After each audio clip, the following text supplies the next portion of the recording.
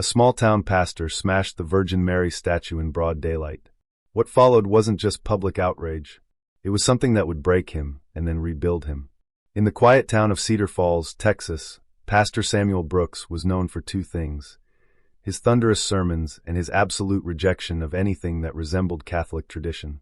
To him, Catholicism was idolatry dressed in ritual.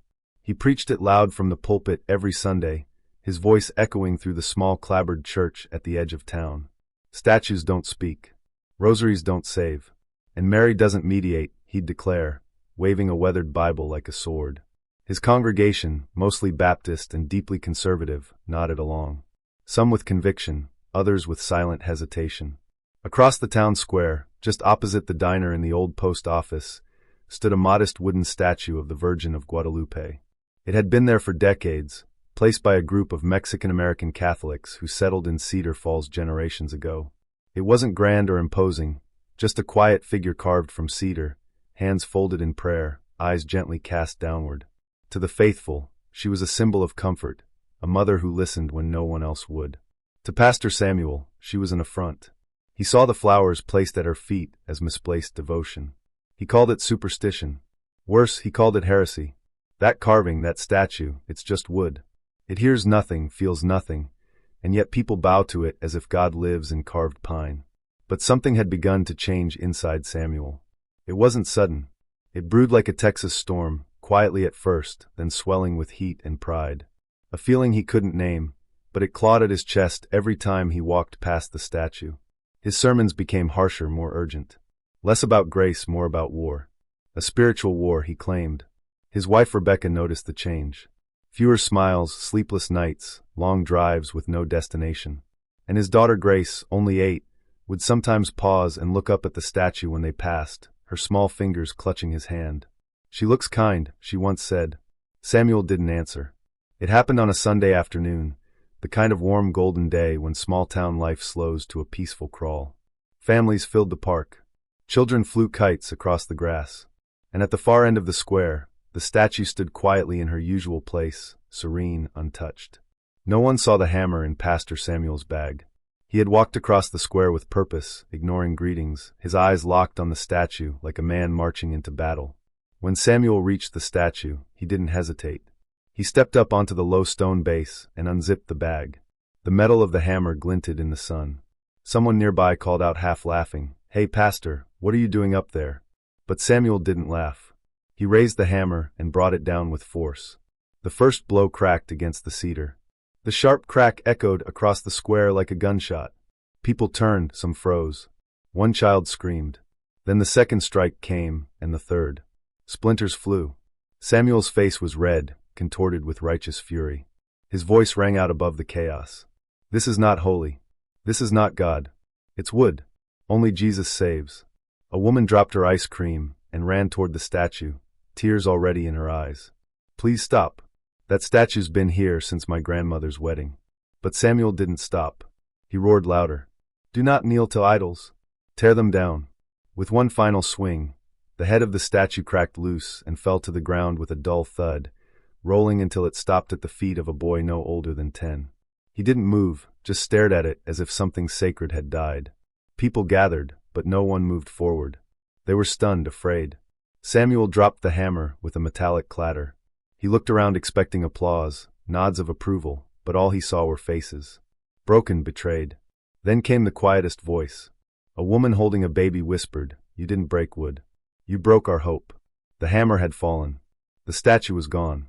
But what came next was far quieter and far more brutal. By Monday morning, the town of Cedar Falls no longer looked Samuel Brooks in the eye. At the local diner, his usual booth sat empty. At the grocery store, parents pulled their children close when they saw him. Back home, the silence grew thicker. Rebecca no longer waited for him at the door. She folded laundry in silence, washed dishes without humming. Grace, who once ran into his arms every evening shouting "Daddy's home," now stayed in her room longer. She had taped a drawing to her wall, one of the Virgin Mary in blue, hands clasped, surrounded by yellow crayon stars. Sunday came. He put on his suit, turned on the lights, adjusted the microphone, and waited. The sanctuary remained empty. No choir, no deacons, no ushers. He preached anyway into silence. Even his voice, once bold and booming, seemed to shrink. "I did it for the truth," he finally said one night at dinner. Rebecca looked up, not angry, just tired. "No," she whispered. "You did it for yourself." Grace coughed from the hallway. A dry hacking sound. It had started a day earlier. Nothing serious, just a little fever, Samuel thought. But by the end of the week, the fever spiked. The cough deepened. Her skin turned pale. Doctors ran tests, prescribed pills, more tests. Nothing worked. One evening, Rebecca sat at Grace's bedside, gently wiping sweat from her daughter's brow. "She keeps asking to see the lady in blue," she said softly. Samuel blinked. "What lady?" Rebecca looked at him then. "You know which one?" The nights had grown heavier. Grace's fever refused to break. Samuel stopped sleeping altogether. On the third night, he collapsed on the living room couch, still in his Sunday shirt, clutching a Bible that now felt heavier than ever before. When he opened his eyes, everything had changed. He stood alone in an endless field. The sky was the color of ash, and the wind howled low like a wounded animal. He called out Grace. His voice echoed back, empty, hollow. Then through the mist ahead, a light, soft, almost pulsing. And standing in the glow, a woman. She wore a long robe of muted rose, and over her shoulders a blue mantle that seemed to float in the wind. Her feet were bare, touching the ground as if she were part of it. Above all, her eyes, deep, dark, and impossibly gentle, held him in place. Samuel knew exactly who she was. His mouth opened, words tumbling out, desperate to explain. "I didn't mean to offend. I was trying to protect the truth." She didn't move, just turned slightly and extended her hand, palm open, inviting him to look down. There, scattered across the ground at her feet, were the broken pieces of the statue. The same cedar fragments he had splintered beneath his hammer. He fell to his knees, hands trembling. "I was defending Jesus. I thought I was doing the right thing."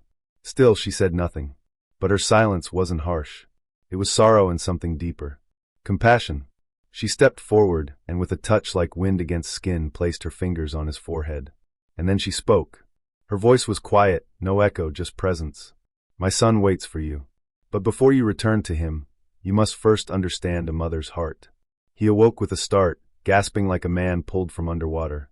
The clock on the wall read 3:03. When he opened Grace's door, the room smelled of eucalyptus and faint baby powder. She was sleeping, but for the first time in days, truly resting, her breathing steady, her face no longer pale. Rebecca looked up from the rocking chair, eyes heavy. "She hasn't stirred in hours," she whispered. Samuel nodded, voice cracking. "I saw her." Rebecca didn't ask who. She simply closed her eyes and whispered. "She listens. Even when we break her." The morning after the dream, Samuel walked to the pharmacy. On the way back, crossing the edge of the town square, he heard a voice call out softly. "Pastor Brooks." He turned. An older woman stood by the bench near the statue's pedestal. The pedestal that now stood empty. She was small, dressed in a faded floral dress with a white scarf draped over her shoulders.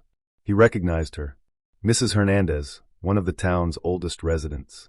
"I've been waiting," she said. "I'm not here to scold. I came to give you something." She reached into her worn leather bag and pulled out a small bundle wrapped in sky blue cloth. Inside was a simple rosary, white beads, smooth to the touch, with a wooden crucifix and a small silver medallion. "Our Lady of Guadalupe." "I can't accept this," he whispered. "You already have," she replied. "She's been waiting. She forgives, Pastor, even when we don't ask for it right." Before walking away, Mrs. Hernandez rested a hand lightly on his arm. "Even if you can't pray it, just hold it. It's not about saying perfect words. It's about trust." That night, he sat in the dark beside Grace's bed, holding the rosary in silence. As the beads slipped between his fingers, memories surfaced. His grandmother lighting a candle. His mother whispering over a photo. All the women in his life who had loved him without needing to be right. Just before midnight, Grace stirred in her sleep and whispered something softly. Rebecca leaned in. "What did she say?" Grace smiled faintly. "The lady in blue. She said, Daddy's not alone anymore." That Friday morning, Samuel walked to the park. The space around the pedestal felt different now. Not just empty, but sacred. As if something invisible still lingered there. When he reached the base, he knelt. He placed a small bundle of white daisies on bare stone. His lips moved barely. No one could hear the words, but from the way his shoulders shook, it was clear what he was doing. He wasn't preaching. He was apologizing. Behind him, footsteps approached. Mrs. Hernandez appeared beside him, kneeling without a word. Then another woman joined. Soon, a small circle had formed around him. No accusations, no sermons, just presence. The statue was still gone, but something had returned. At 2:17 that night, Grace stirred. Her eyelids fluttered, her tiny fingers flexed against the bed sheet. Samuel leaned in, heart clutched in his chest. Grace's eyes blinked open, clear, wide, calm. "Sweetheart," Rebecca whispered, already on her knees beside the bed. "Can you hear me?" Grace nodded slightly, then turned toward her father. And then, in a voice not weak but full, she said, "Daddy, the lady in blue said I could wake up now." Samuel froze. Rebecca's breath caught. Grace smiled.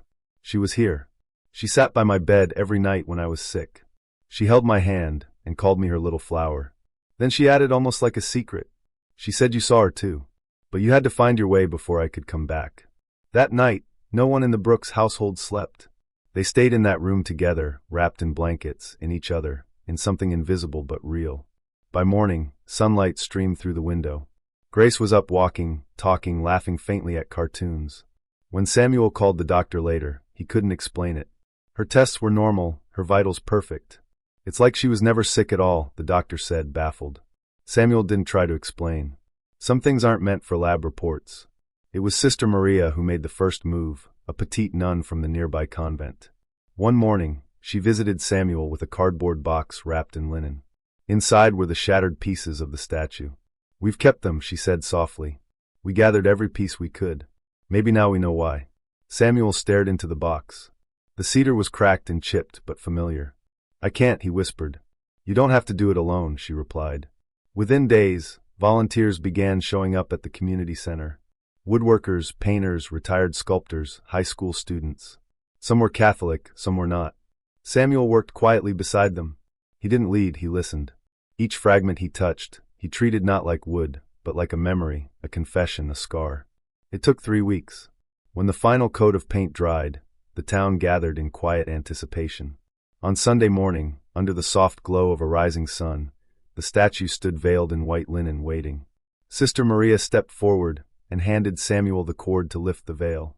"Samuel Brooks," she said, "what was once broken will now be lifted, not by pride, but by repentance."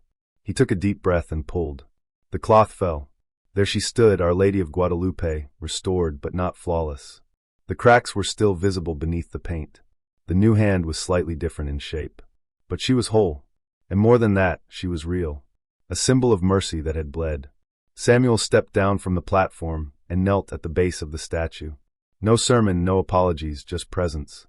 And in that moment, Cedar Falls didn't just receive back a statue. It received back a piece of itself. In the months that followed, Samuel Carter returned to his church, but it wasn't the same kind of returning. His sermons grew quieter. There were fewer declarations, fewer finger-pointing moments. Instead, there were pauses, reflections, confessions. He didn't preach against idols anymore. He spoke of mercy. One Sunday, a new face appeared at the back pew of the Catholic Church. Samuel didn't draw attention to himself. He sat still, head lowered, fingers wrapped loosely around a worn rosary.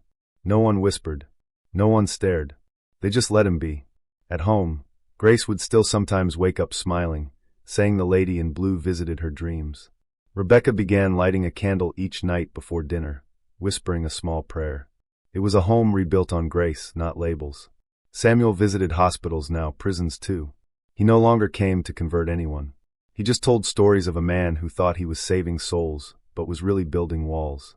Of a child who saw the face of mercy before her father ever did. Of a mother who waited not in anger, but in silence until her son came home. One evening, a young man approached him and said, "Are you the pastor who destroyed that statue?" Samuel smiled softly. "No," he said. "I'm the man she helped rebuild." The statue in the park still bore its cracks. The town never tried to hide them. In fact, some said the statue looked even more sacred now, like it had lived something, like it carried the story of every broken thing made whole again. On quiet afternoons, Samuel would walk there with Grace. Sometimes they brought flowers. Sometimes they just sat. And whenever someone passing by asked, "What church are you with these days?" he'd smile and say, "The one that kneels on both knees, no matter where it's standing." He no longer needed a pulpit. He had become the sermon.